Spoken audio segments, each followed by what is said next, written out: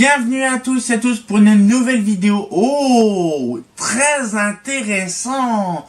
Comme vous avez vu, il y a un nouveau catalogue qui arrive. Ou alors, vous l'avez vu sur l'avatar. Un catalogue de qualité. Franchement, quand je l'ai lu, quand je l'ai vu, ça m'a pris sur le cul. Parce que justement, le petit catalogue qu'on a vu dans l'avatar, justement, personne ne l'a vu. C'est vraiment un catalogue exclusif que je vous fais partager, bien sûr. Parce que voilà, il faut vraiment que je fasse une vidéo là-dessus, franchement. C'est, on va dire, un pur bonheur de l'avoir. Pourquoi ? Parce que déjà, sur le 67, il y a des trucs les plus what the fuck qu'on peut trouver sur un catalogue. Mais même moi, quand je l'ai ouvert, j'ai dit, oh, on va trouver le grand classique. Hein. Eh ben non, on va découvrir des trucs intéressants dedans. Franchement, c'est sur le cul. Donc bien sûr, on en fera un petit débriefing à la fin de la vidéo, comme d'habitude. Donc on se dit, bah, à tout de suite. Donc, comme on peut le voir, le beau petit catalogue de qualité qu'on va découvrir maintenant. Donc du coup, franchement, comme je vous ai dit tout à l'heure, c'est une perle rare, ce truc-là. C'est vraiment... vous allez le découvrir en même temps, hein, comme ça vous le verrez. Moi, je le connais, je l'ai vu, ça m'appartient. Donc du coup voilà, donc franchement c'est une belle couverture, franchement ils ont fait pas mal de choses dans les couvertures dans les années 60, c'était bien dessiné pour l'époque, c'était vraiment bien. Donc là Philips éclairage 67, bien sûr c'est... Alors là par contre vous allez voir, le bleu n'est plus dominant, en 67 c'est plus dominant. Il y a plusieurs sortes de couleurs, c'est pas le bleu, comme dans les années début 60, hein, parce que là franchement c'est vraiment pas mal. Donc il y a un peu de jaune qui domine, donc ça fait un petit peu plus doux à l'œil. Hein. C'est plus doux à l'œil, donc du coup là, donc un petit jaune bien blanc. Donc là par exemple on a les fameuses Argenta Superfux. Donc là c'est vraiment une lampe spéciale, on va dire, donc déjà c'est en B22, comme on peut le voir. Hein. Voilà, donc les qualités de lampe et tout ça. Bon, il y avait quand même des culots à vis, hein, faut pas croire. Hein. Standard clair, standard calotte argentée. Il y avait quand même déjà un petit peu, bien sûr, je pense qu'il y avait ouais, B22 ou en E27, voilà. Donc voilà, il y avait les deux déjà dans les années 60. Donc voilà, donc on voit un petit peu donc toutes les sortes de lampes, signalisation de carrefour et tout ça. Ouais, c'est vraiment simple en fait. Donc les lampes torsades, bon ça, on va pas non plus faire un blablatage là-dessus, hein. Bon, vous voyez quand même, c'est déjà pas mal d'avoir des catalogues un petit peu plus jolis que celui des années 60 qu'on connaît. Parce que franchement, le bleu foncé, bleu clair, le bleu pastel, le bleu machin, on en a un petit peu mal au crâne. Donc là, un petit peu justement de jaune. Donc là, ça donne pas mal. Ça donne un meilleur rendu, on va dire. Hein. Donc ça, c'est tous les grands classiques. Déjà, oui, des décos lumineux déjà de l'époque. Voilà. Donc des photos en couleur, c'est étonnant, parce que dans les années 60, il n'y avait pas trop grand chose. Donc voilà un petit peu le truc. Les fameuses lampes signalisation, donc en néon et tout ça. Voilà, contrôle. Les usages spéciaux, donc la fameuse TUV, donc la germicide aussi. Voilà. Donc les petites fluorescences. Il parlait déjà en angstrom, il parlait pas en nanomètres. Il parlait en angstrom. Donc c'est une ancienne dénomination de l'époque. Les tubes fluo, bon ça les tubes fluo, alors ça sert même plus à rien de détailler. Donc les tubes fluo, donc il y en a qui montaient quand même à je sais plus combien de puissance de watts, 105 watts, voilà. Hein, donc c'est vraiment des grosses puissances, voilà. Donc après voilà les tubes, hein, les fameuses dodouilles, un petit peu de ce qu'il y a. Nous avons les fameuses réglettes. Bon, là, on peut le voir quand même. Ça a changé de couleur. Hein, donc, depuis tout à l'heure.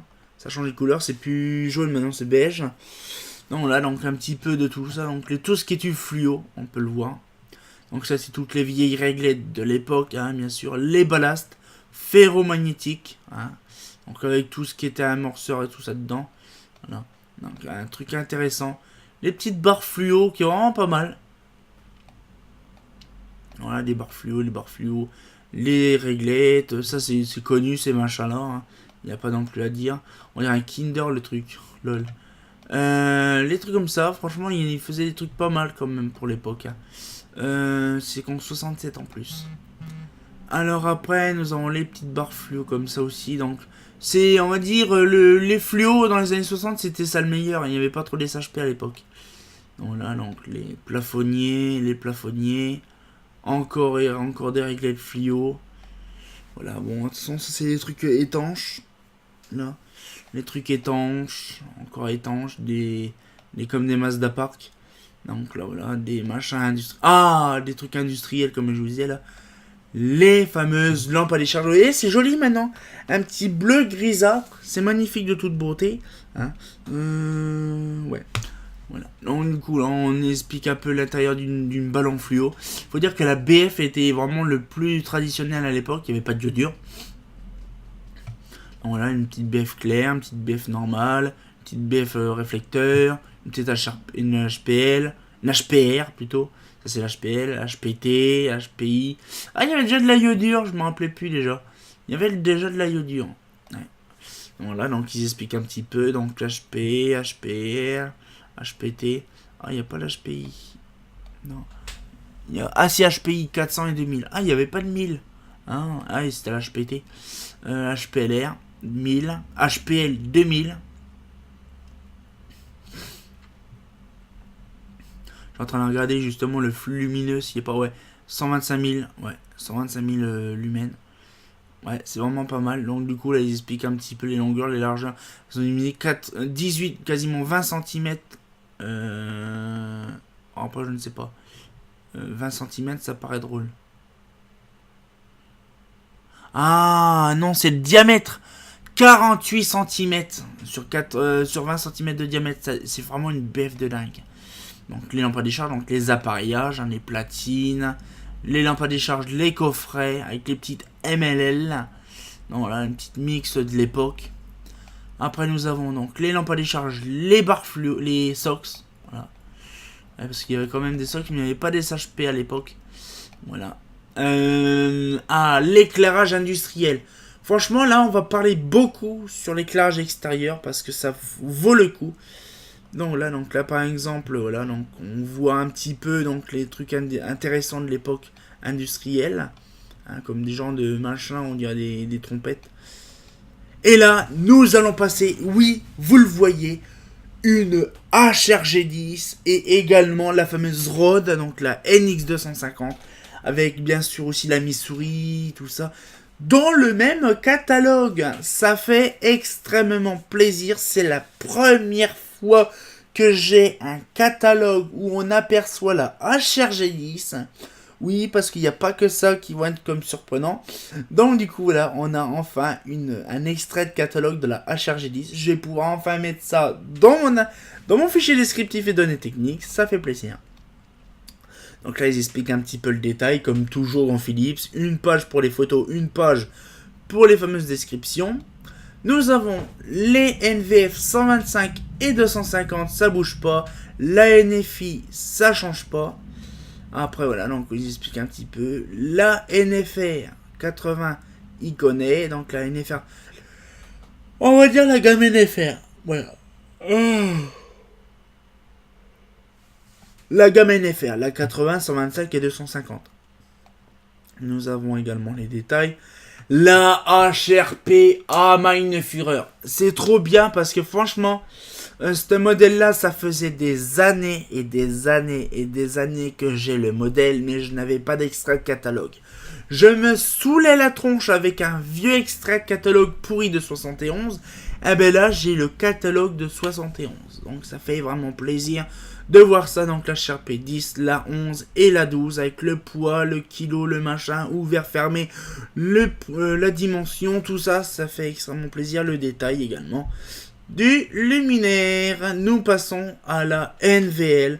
Oui, la NVL venait à peine d'apparaître en 67. Ça remplaçait justement la NVF 1250. Donc du coup là, on voit une petite photo intéressante. Le jour que j'ai de la NVL, j'ai l'excellent catalogue qui va avec. La 10, la 11, la 12.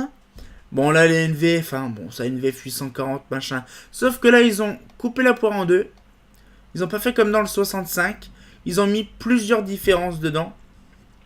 Par exemple, là, il y a la NVF 840 et 225. Donc, pour les ballons fluo, donc simple ou double ballon fluo.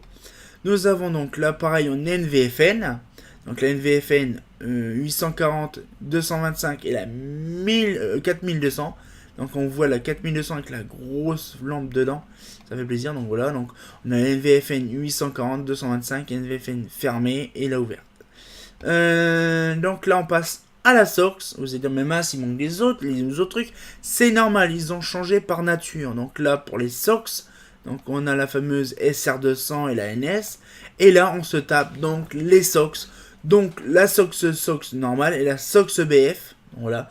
On a les deux versions. Donc là, la fameuse NVF 140 et la NVF 625. Voilà. Donc on a les deux versions dedans.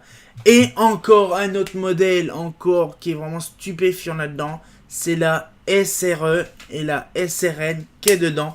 Voilà, donc du coup encore des autres modèles intéressants. Voilà.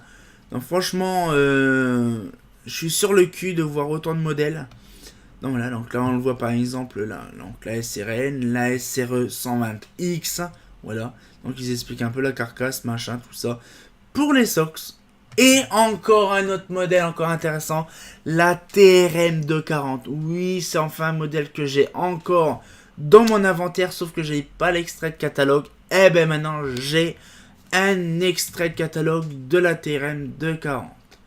Donc voilà un petit peu le truc. Les projecteurs, moi j'apprécie celui-là, on dirait un projecteur d'escargot, ça me fait bader. Donc du coup là, donc les petits projecteurs SFE, NV70, NV50 et 60, voilà un petit peu de tout. Les petits projos, donc là on le voit le NNF10, le NNF12, il y a un petit peu pas mal de choses dedans, voilà. Donc vous voyez, on avait vu celui-là par exemple, le fameux NNF10 dans mon inventaire, voilà. Donc ça existe déjà depuis les années 60 ce modèle là, c'est impressionnant. Et puis voilà donc les lampes émetteurs infrarouges, bon ça change pas, hein. Les petites lampes infrarouges qu'on connaît en réflecteur, encore en linolite, je connais pas trop. En verdure, sphéro-parabolique et cylindrique, voilà. Et puis après les émetteurs infrarouges quartz, donc les voilà. Et puis voilà, donc franchement c'est je peux vous dire quand même un excellent catalogue. Oui, parce que franchement, de voir une qualité superbe, magnifique, extraordinaire de ce catalogue, franchement, ça fait hyper plaisir. Franchement, il n'y a rien d'autre à dire. Peut-on parler de cette chose-là? Oui, c'est vraiment un effet positif parce qu'on a j'ai découvert dessus, bon, ça fait déjà un moment, ça fait déjà 3 modèles excellent que j'ai en Philips, sauf que j'avais pas les extraits de catalogue. Je vais pouvoir enfin m'oppresser d'avoir un truc intéressant, donc du coup voilà, donc ça fait extrêmement plaisir. Voilà, donc du coup j'espère que la petite vidéo ça vous plaît, donc du coup on se dit à tout de suite. Oh là là là là, qu'est-ce que c'était impressionnant quand même, hein. Vous avez vu des trucs intéressants, hein. On a vu par exemple la Cher G10 dans le catalogue, la HRP dans le même catalogue, nous avons aussi la TRM dans le même catalogue, on a vu pas mal de choses, donc on a vu aussi la Rode, on a vu pas mal de choses, franchement c'est un truc de malade. Même moi il y a aussi la SRE, on a vu pas mal de choses, franchement c'est un catalogue que je pensais pas non plus découvrir dans la vidéo, parce qu'en fait si vous voulez le truc c'est que quand je l'ai eu, j'ai dit bon on va peut-être trouver le grand classique, sauf que vous avez vu qu'il n'y a plus la NVF 1250, c'est carrément eu la NVL, aussi pareil une nouveauté dans le catalogue. Franchement c'est impressionnant, même moi qui cherchais en vain un catalogue où il y avait la HRP quand même, la HRP, la TRM et aussi la HRG10, j'ai tout dans le même catalogue. C'est impressionnant, ça fait vraiment plaisir.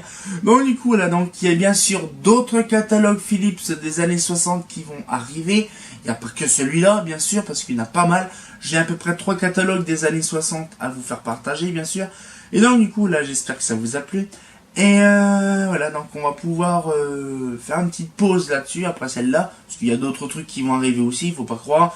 La prochaine vidéo, ça sera sur justement une dégustation, donc la deuxième partie de la dégustation des fameux des fameuses boissons américaines qu'on avait vues dans la dernière vidéo de à peu près fin septembre.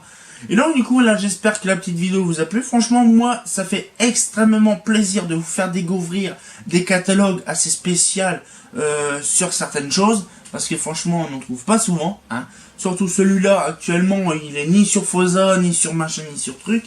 Il est nulle part. Je suis le seul à l'avoir actuellement dans mes catalogues. Ça fait vraiment plaisir. Donc on se retient au courant pour une nouvelle vidéo. Bah... Ça fait plaisir le 67. Ah, c'est pas faux. J'espère que la petite vidéo vous a plu. Si ça vous a plu, abonnez-vous et mettez un petit pouce bleu. C'est pas faux.